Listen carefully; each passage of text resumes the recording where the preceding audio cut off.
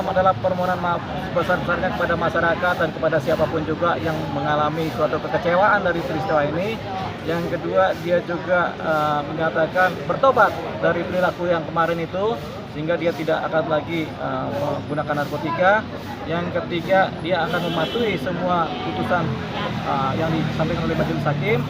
Yang keempat, dia kemudian akan berupaya kembali memperjuangkan kehidupannya yang akan baru lagi, yaitu beliau ini akan bekerja keras untuk keluarganya yang pertama. Yang kedua, beliau juga akan berkarya lagi di dunia musik. Yang ketiga, akan menciptakan lagu, dan seterusnya dia menjadi komposer lagi, dan dia akan menjalani hidup yang baru. Dan kata-kata terakhir dari dia adalah insya Allah.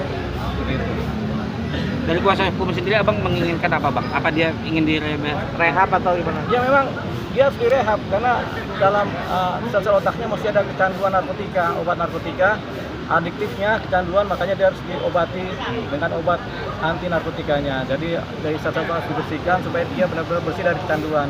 Kalau itu sudah terjadi, mudah-mudahan dia bersih dan tidak lagi kecanduan. Bang, alasan jaksa mendakwa pengedar apa sih bang alasannya bang? Itu tanyakan kepada jaksa. Kita hanya bisa mengira-ngira, mungkin jaksa sebel kali sama Faris RM kan. Jadi udah pengedar aja lu, kelamaan kan, residivis kan begitu kan. Jadi itu, tapi itu pikiran jaksa ya, bukan pikiran kita. Kita hanya menduga-duga pikiran jaksa.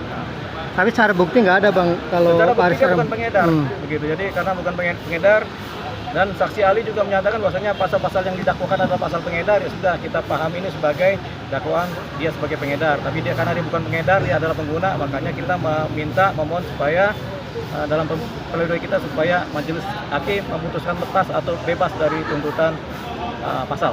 Bang, kemarin kan saksi BNN dia menyatakan bahwa harus direhab bang ya. Ya. Gimana bang? Ya setuju dengan BNN, memang seorang pengguna harus direhab dari kecanduan, karena mereka ini kalau dihukum malah habis masa kehidupannya, malah berantakan dan rusak gitu. Bang, ada ketapokan dari Faris nggak sih? Mungkin ngomong sama abang, saya janji deh untuk Oh itu dia nggak usah ngomong sama kita, ngomong sama seorang juga begitu dia, sama di persidangan juga begitu dia. Saya kapok begitu. 3 kali ngomong kapok gitu.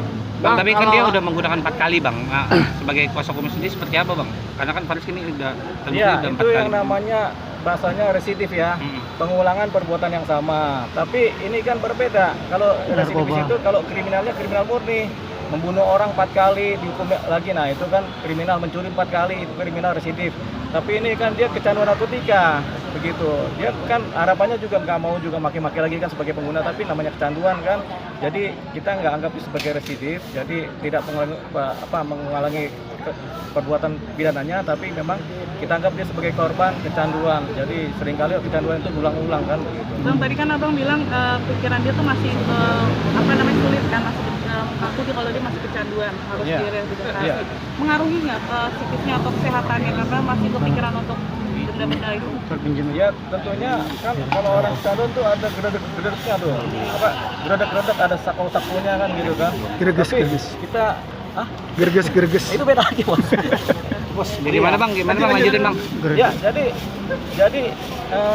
dia ada geredek-geredeknya tuh, ger gitu kan, supaya pengen pakai lagi kan. Tapi kita tampaknya ini sekarang dia ini lebih stabil ya.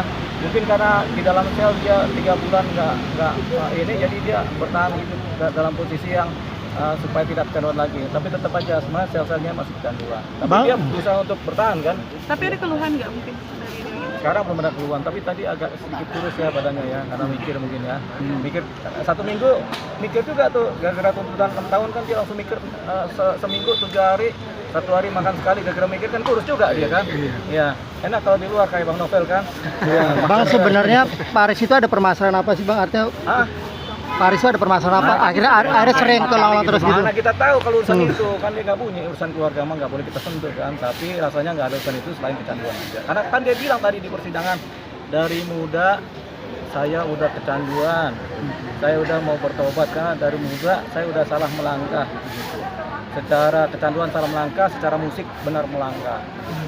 Apakah sebagai penopang dia dalam berkarya mungkin bang? Kita nggak tahu, tapi korelasinya kayaknya kecil deh. Itu mungkin karena dia merasa excited ya, kalau orang pakai narkotika kan senang-senang aja gembira gitu kan. Ada omongan nggak dari dia bang, kalau misalnya nanti dia masih kepikiran narkoba, apa yang mau dia lakukan? Mungkin lebih aktif, lebih banyak kegiatan untuk biar lupa? Ya harusnya kalau dia di luar, dia setelah bertobat kan dia lebih aktif gitu kan, untuk melakukan kegiatan kita yang bermanfaat. Misalnya dia olahraga, nge-gym, berenang, kan gitu kan bermanfaat sekali kan, begitu. Nanti kalau saya umurnya udah 66 tahun ya, dia kalau kita ajak gym gimana tuh, enak gak itu? Biar badannya gede lagi, badannya gitu kan. Berenang aja. Oh berenang aja. Anggaran lanjutan adalah pembacaan replik, karena tadi kita memohonkan bebas, jadi harus ada kesempatan buat jaksa menjawab terhadap permintaan kita. Itu tanggal 14 hari Kamis. 14. Terima kasih Bang. Bang, tadi ada cerita dari curhatan dari Bang Mas Faris nggak sih, anaknya nih lagi sakit? Oh enggak. Anak sakit kan biasa, anak sekolah biasa. Anak belum bang? Oh udah? Belum ini. Oh belum. Emang masih nih. Oh masih live. Mana si Nopel? Ya, terus Bang, Iya bang, gimana bang tadi ada bang? curhatan apa Mas Faris ke Saya Bang? nggak curhat, masalah keluarga tadi aja dia curhat, pasti persidangan dia curhat aja kan.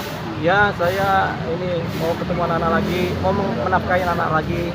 Walaupun anak-anak sudah dewasa, sudah bisa nyari uang sendiri, tapi dia pengen menafkahi lagi kan. Gitu. Nggak tahu maksudnya tujuannya apa, tapi anak-anaknya udah kerja semua sebenarnya Mas Ferem ini. Abang anak sendiri akan sempat menjenguk juga, menghadirkan nggak Bang? Anak juga sempat menjenguk juga, Faris. Oh iya dong, anak tuh menjenguk itu. Tapi kan jengukan anak kan nggak boleh ada yang tahu. Gitu. Jadi paling mahal itu adalah jengukan anak. Nggak ada yang boleh tahu. Tapi ini pasal masih pengedar ya bang ya?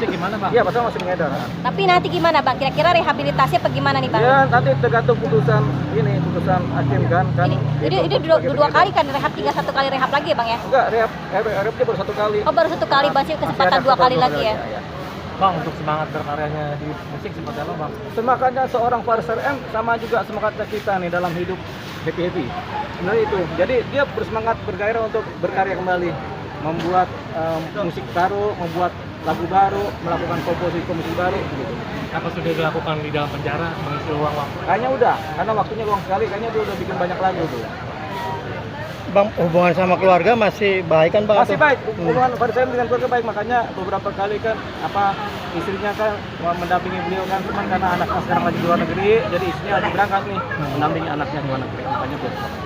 Bang, faktor ekonomi masih stabil atau gimana sih Bang? Stabil banget ekonomi, karena kan anak-anak sudah pada kerja semua, jadi udah stabil.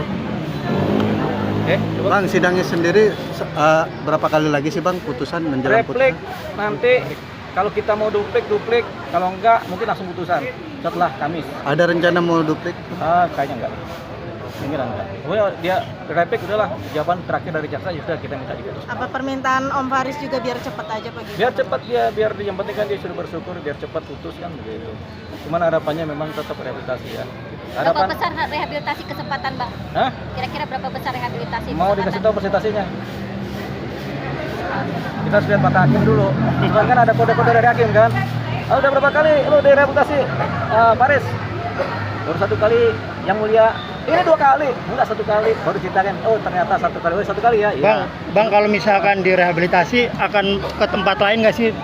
Beda dari yang rehabilitasi kemarin karena kan ada nggak banyak berhasil. tempat rehabilitasi. Dari BNN sendiri ada beberapa rumah sakit. Di Ridho juga ada. Dari rumah sakit swasta juga ada. Jadi hampir semua rumah sakit ada tempat rehabilitasi. Begitu. Bang, Nggak, maksudnya sidang kan milih yang bagus Bang, artinya biar cepat sembuh gitu. Iya, milih yang bagus tentunya. Tapi bagaimana rehabilitasi bang? Sedangkan pasalnya aja pengedar bang. Makanya itu kita memohon pledoi pasalnya supaya dilepaskan dari tuntutan kan. Makanya kita pledoinya meminta dia dibebaskan dari pasal tersebut dan memohonkan supaya mendapatkan rehabilitasi dari majelis hakim. pasal apa pledoinya sendiri berapa halaman Bang tadi Bang? 50 halaman. 50 halaman. Bang, kan sidang masih akan berlanjut ya. Adakah kemungkinan nanti anaknya diminta untuk hadir? Oh enggak. Buat memberikan support Nggak gitu? ada, itu terakhir dia. Nah, tapi kalau support ya, anak lagi di luar negeri lagi sekolah sama kerja. Tapi mereka biasa say hello telepati. Oke. Oke, siap. Bang Dio, terima kasih banyak Bang Dio. Ari.